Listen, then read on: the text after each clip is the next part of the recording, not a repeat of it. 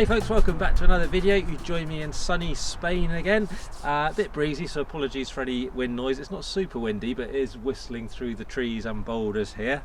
I'm at a bouldering venue actually called El Coggle, so I hope no one turns up because I look a bit odd tied into a rope, bunging some trad kit in some cracks. Really cool spot, properly spread out. It's loads of different bits and super quiet.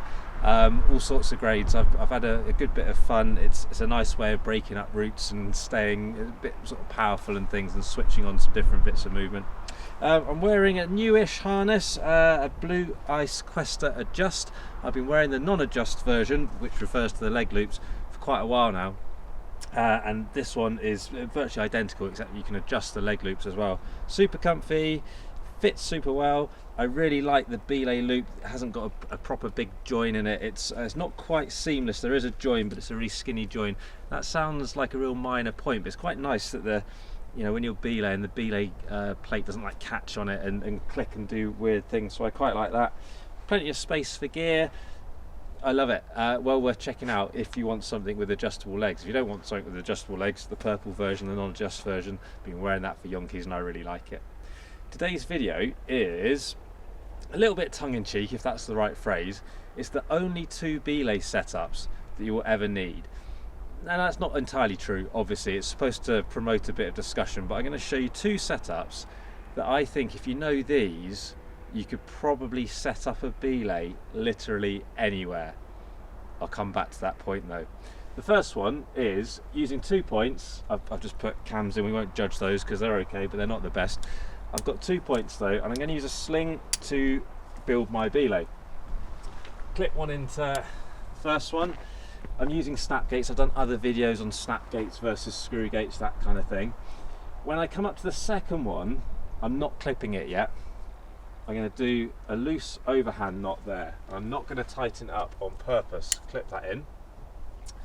And then I can roll this overhand because I haven't tightened it up one way or the other to get the direction like perfect. Just going to do it to here for now. And then I can clip my carabiner, not into one, but into both. I've basically got 2 isolated loops. Angles can come across a bit funny on the video sometimes, but it's probably about, I don't know, probably somewhere close to 60 degrees, definitely well under 90.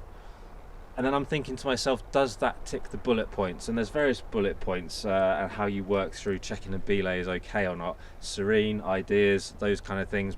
And then I can do whatever. I can fix myself into it, standard clove hitch kind of thing, do that up.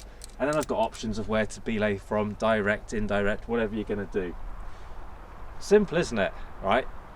This is the one that I will use kind of if I can. You might be thinking there is something almost a touch more textbook that is super similar, and there is, you're right. You could do that and then do your sort of master point knot. You can see what that's done to the angle though. It's increased the angle. Here it's okay, just about 90 degrees there, but you can see with the other one brought you a better angle potentially. So if I was to only know one, it would be that first one. So just to recap, that wasn't creating a regular sort of master point. It was measuring them out, doing that, clipping it in, leaving it loose in case I need to move it a little bit, and then clipping into either side of that knot. Not in the knot, not into one, into both, okay? There's loads of ways of doing sling setups, okay?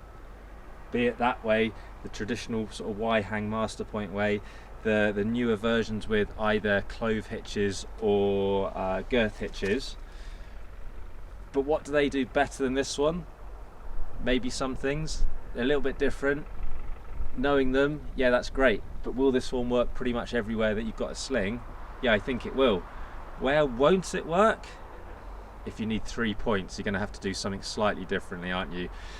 You'd need a bigger sling for a start, and there's different options.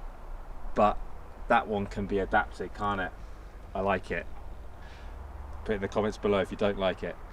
The other one that I'm thinking of, which might also come back to helping us with 3 points in a minute, is one that people always question when I show it in a video, unless they're from the UK. Now in the UK, it is super common for us to have 2 or 3 points, however many we need to build a belay, that are actually quite spread out, so they're too far apart to link with a sling. So let's just imagine that these are further apart, and either a sling is giving me a bad angle, or it just simply won't reach, because often they are like meters apart. This one, tied in with a rope, I'm going to clip into one, I'm going to do this one, and it'll be familiar to people for sure. I'm tying myself a clove hitch there, I'm just spinning it one to get rid of any twists as well. And I'm going to get myself a large carabiner, big HMS, I use these DMM boa ones, and that's going into my rope loop, and I put my clove hitch in there, and I tighten it up. I won't lean on it too much because that red cam isn't the best, like I say, it will do though. Okay, I'm only on one bit, this bit isn't doing anything yet. Clip that in, it's still not really doing anything, is it? So I need to just replicate that and simply doing another clove hitch and putting that into the same carabiner. So do it up, and then I can tighten up that clove hitch, and there we go. I've got a belay. No point doing those up because they're snap gates, but I've got a belay there. Does it still tick the bullet points of ideas? Yeah, it does, doesn't it? Where do I belay from? It's got to be down here. I can't, with this setup, I can't belay directly off the anchors. It's got to be an indirect belay. I'd go for the rope loop personally. Done another video yonkies ago on rope loop versus belay loop, but that's how we do it. This would actually work like anywhere. If the anchors are close together like this, great. If the anchors are far apart, it still works, doesn't it? If there was a third point, well, I just replicate the same again, and as long as the ropes are relatively skinny, I could probably just bang a third clove hitch in here. If I didn't have the space for a clove hitch, I'm just going to put that in there to simulate a third bit of kit. I'd almost certainly have space for a single strand, so I could just do an overhand or a figure of 8 and put that in. The only downside to that is it's not adjustable as quickly and easily as a clove hitch is, but it's just as safe, isn't it? It just takes that fraction longer to adjust it. And then I haven't got 2 strands from that one, I've only got 1 strand, but it's still ticking the same boxes. There are other options as well, absolutely there's other options. But that would work everywhere. What if there was 2 points linked with a sling, and I had a third point that was a bit further away? When you start to combine tactics, don't you?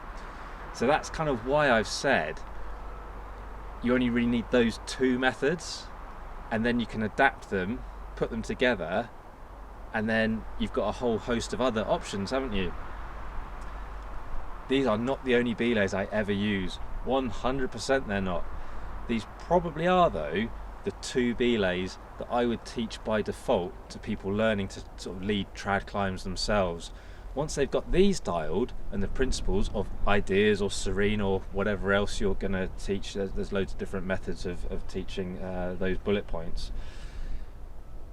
When you understand those principles, then you can start to analyze and look at other options, be it a clove hitch master point, and understand the good points, the bad points, that kind of thing. When you might do what, that's more key to me, is understanding which belay you do in which situation and kind of why, and becoming slick and efficient at that. And again, of course, I've done other videos on it, but this one was kind of to promote a bit of discussion. We don't climb on bolts a lot in the UK, which is why we really do need to know some rope options as well as the standard sling anchors, quad anchors, the things that nations that have loads of bolted belays might learn by default over the rope option. I'd like to hear your comments. There'll be people disagreeing, there'll be people agreeing, but put in the comments below. I like to promote discussion. I don't get upset and insulted when someone says, oh, that's not the best way of doing it, this and that. I want to learn, I'm still learning, I want to help other people learn, and it promotes good discussions. Sometimes with these things people get so irate about it, especially if you're discussing the best belay device. Well, it's like you've insulted the unborn child sometimes, but that's not me. I want to chat and help people think about these things, so fire away in the comments with anything you want to, and I promise I won't be offended. Ask questions as well, happy to answer those as best I can. That's kind of half the point of this sort of video, isn't it?